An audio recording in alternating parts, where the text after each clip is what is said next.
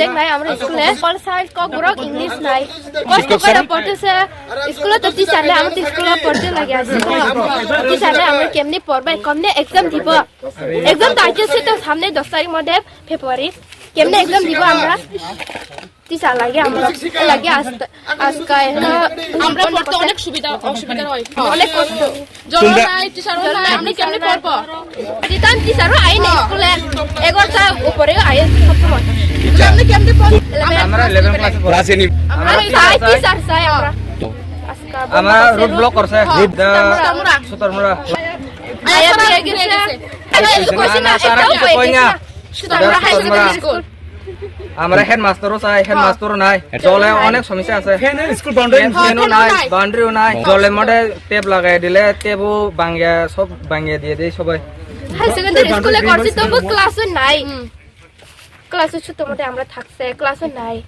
যখন madam join করেছিলেন ওনার বাবা তো মারা গেছে ইংরেজি টিচার জয়েন করেছিলেন ছুটিতে আছে আর এর পূর্বে আরও দুইজন শিক্ষিকা আমাদের স্কুলে একজন ডেপুটেশন আর একজন এখানে পোস্টিং ছিল তো তারা দুজনেই পরপর ডেপুটেশন উইথড্র করে উনি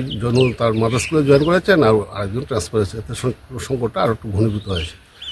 এর মধ্যে বিকল্প টিচার দিয়েছিল উনিও ছুটিতে আরেকজন টিচার এই রিটায়ারমেন্টের পথে এই মাসে চলে যাবেন আর এর মধ্যে 4 জন শিক্ষককে আমাদের প্রফেশনাল ট্রেনিংয়ে নিয়ে যাওয়া হয়েছে যার কারণে আমাদের সংকটটা আরও ঘনীভূত হয়েছে তো এই অবস্থায় ছাত্ররা এখানে ব্লক করেছে না হেডমাস্টার ইনচার্জ আমাদের অফিসিয়ালভাবে জানানো আছে আইএস জানে এফডিও স্যার জানেন আমাদের যত অসম্ভব সবসময় আমরা এই বিষয়টা তাদের নজরে আমাদের স্কুলে এখন ধরেন নুনে 108 জনের মতো প্রায় 6 to 12 108 শিক্ষক শিক্ষিকা বলতে আমরা এখন আছি অ্যাট প্রেজেন্ট আমরা কাগজপত্র 8 জন এই তো জানুয়ারি 31 একজন রিটায়ারমেন্টে যাবেন আর একজন ছুটিতে রয়েছে আমার নাম বাদল ঘোষ আমি জিটি আমাদের দাবি তো আংশিকত হলো সত্যতা আছে এটা আমরা সাফার ফিল করি আমি মনে করি একটু এদিক সেদিক হয় আমরা আমাদের যখন আসি না এই রোডটাতে গাড়ি পাওয়া ধরা কষ্টকর হয় আর আমরা তো ম্যাক্সিমাম আগরতলা থেকে আসি রাস্তাতে প্রচণ্ড ট্রাফিক জ্যাম আসবে 5-7 মিনিট হয়তো একটু